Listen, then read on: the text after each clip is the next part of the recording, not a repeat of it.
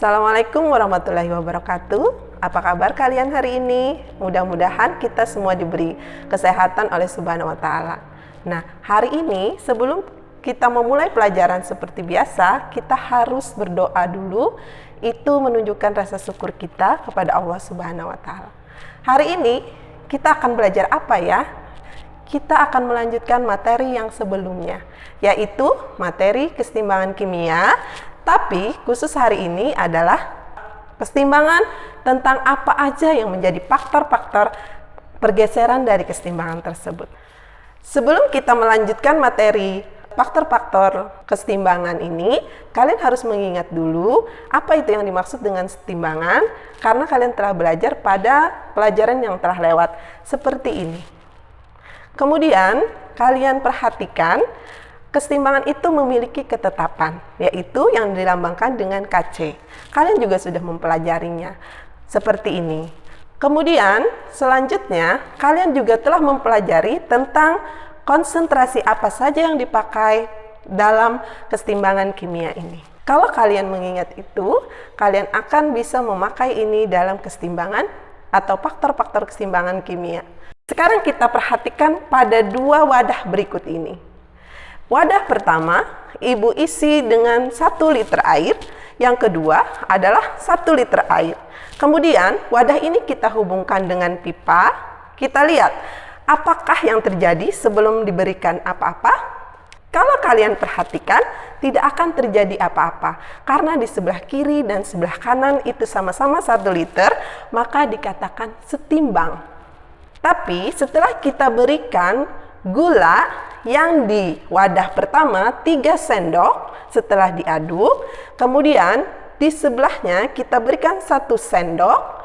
Setelah kita buka, apa yang terjadi? Kemudian kita beri penghalang. Setelah mereka larut, kita angkat penghalangnya, kita lihat apakah dia akan bergeser ke kiri atau bergeser ke kanan. Perhatikan betul-betul ya.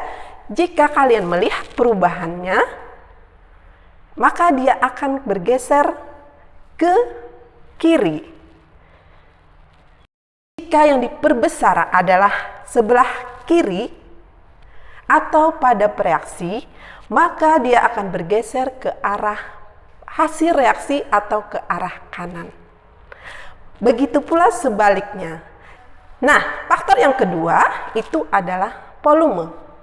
Jika sesuatu yang diperbesar volume, maka dia akan ke arah koefisien yang lebih besar juga. Perhatikan persamaan berikut. Sekarang kita perhatikan sebelah kiri atau reaksi ibu perbesar volumenya, maka dia akan ke arah mana? Kita perhatikan koefisien dari masing-masing zat itu. Seperti kalau di sebelah kiri besar, maka walaupun volumenya diperbesar, dia akan bergeser ke kiri. Jika volumenya diperkecil, maka dia akan ke koefisien yang lebih kecil, artinya dia akan ke kanan. Begitu sebaliknya. Faktor yang ketiga yang mempengaruhi pergeseran keseimbangan yaitu adalah tekanan. Coba kalian perhatikan pada persamaan reaksi berikut. Di sini terdapat koefisien sebelah kiri maupun sebelah kanan, yaitu hasil reaksi ataupun pereaksi. Dan ini jika tekanan diperbesar, maka kebalikan dari volume, maka dia akan ke arah koefisien yang kecil. Jika tekanan diperbesar, maka akan ke arah koefisien yang kecil. Kemudian sebaliknya, jika tekanan diperkecil, maka dia akan ke arah koefisien yang lebih besar. Itu adalah faktor dari keseimbangan itu. Sedangkan yang keempat, itu adalah suhu. Suhu ini termasuk tinggi atau rendah. Ini ada hubungannya dengan reaksi eksoterm maupun endoterm. Masih ingat kalian? Termokimia, jika dia endoterm, apakah dia akan melepas kalor atau menyerap kalor? Kalian sudah mempelajari itu. Masih ingatkah? Nah, jika kita ingat kembali, jika endoterm berarti dia menyerap kalor dan tandanya adalah positif.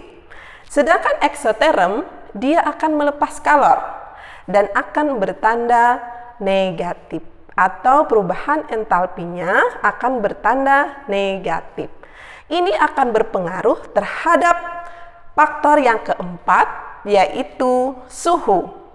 Sekarang kita perhatikan, jika suhu dinaikkan, dia akan bergeser kemana? Apakah ke kiri atau ke kanan? Apakah ke preaksi atau ke hasil preaksi? Ini tidak ada hubungannya dengan koefisien ataupun konsentrasi yang diperbesar, tapi ada hubungannya dengan termokimia atau reaksi endoterm atau eksoterm. Sekarang perhatikan pada persamaan berikut. Kita lihat pada persamaan berikut ada tandanya negatif.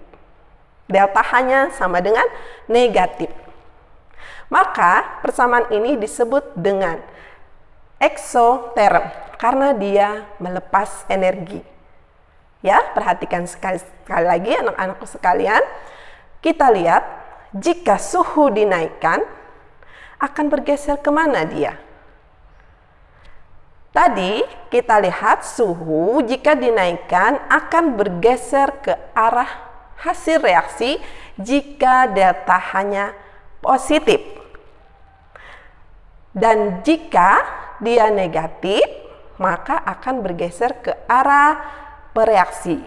Sebaliknya, jika delta H-nya negatif, suhunya diturunkan, dia akan ke arah hasil reaksi, sedangkan jika dia positif akan berhasil geser ke arah bereaksi.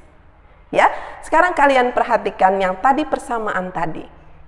Kita lihat, tandanya adalah negatif. Delta H-nya sama dengan negatif. Jika ibu menaikkan suhunya, apakah dia akan bergeser ke arah hasil reaksi atau akan bergeser ke arah preaksi? Silahkan kalian berikan tanggapan kalian berdasarkan faktor-faktor yang telah ibu jelaskan tadi.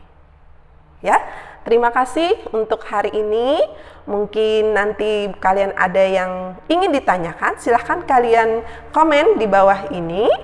Kemudian mungkin kalau ada salah dan hilaf, ibu mohon minta maaf. Kita jumpa lagi pertemuan selanjutnya. Wassalamualaikum warahmatullahi wabarakatuh.